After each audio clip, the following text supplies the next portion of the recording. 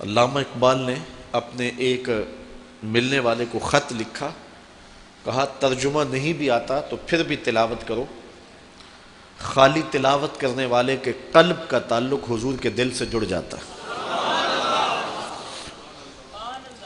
تو کہا کہ ذکر سے مراد قرآن مجید کی تلاوت ہے۔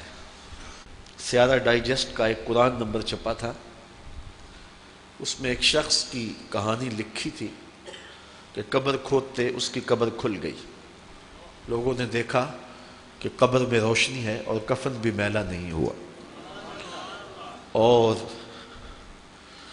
وہاں گلاب اگے ہوئے ہیں جس کی خوشبو سے ماحول میں عطر پھیلا ہے۔ تو لوگ اس نشان پہ صاحب قبر کا گھر تلاش کرتے رہے، اور اس کی بیوہ سے ملاقات ہو گئی، اگرچہ وہ بہت زیادہ بوڑھی ہو چکی تھی۔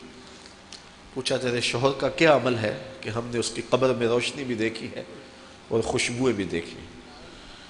اس نے کہا میرا شوہر ایک دیہاتی شخص تھا، مجھے کوئی اس کا ایسا عمل نظر نہیں آتا۔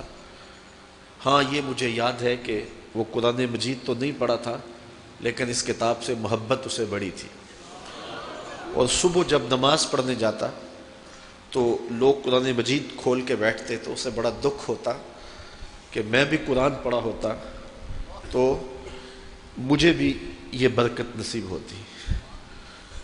اب گھر آتا تو اس کے قدم بوجھل ہوتے، گھر آ کے طاق پہ پڑے ہوئے قرآن مجید کے نسخے کو اٹھاتا اور کھولتا، اور ایک ایک سطر پہ انگلی رکھتا اور کہتا مالک مجھے نہیں پتا یہ کیا لکھا ہے، لیکن جو لکھا ہے سچ لکھا ہے۔ پھر نیچے آ جاتا، کہتا مالک مجھے نہیں پتا یہ کیا لکھا ہے، میری بدقسمتی کہ مجھے نہیں پتا، لیکن جو لکھا ہے سچ لکھا ہے، تیرا کلام ہے۔ انگلیاں پھیرتا جاتا اور یہ کہتا چلا جاتا یہ بھی حق ہے، یہ بھی حق ہے، یہ بھی حق ہے، اور یہ بھی حق ہے۔ تو آج اس کی قبر میں جو اجالے پھیلے ہوئے ہیں تو اس قرآن کی محبت کی وجہ سے ہے۔ اللہ ہم سب کی قبروں میں روشنیاں کر۔ چونکہ ہماری تحریک قرآن مجید کی تحریک ہے تو اللہ کی کرم نوازیاں ہو جائیں۔ ہم اس کتاب کا حق تو ادا نہیں کر سکتے، لیکن نوکری تو اللہ نے ہمیں نصیب کر دی ہے۔ اللہ اس کتاب کی برکتیں ہمیں نصیب کرے۔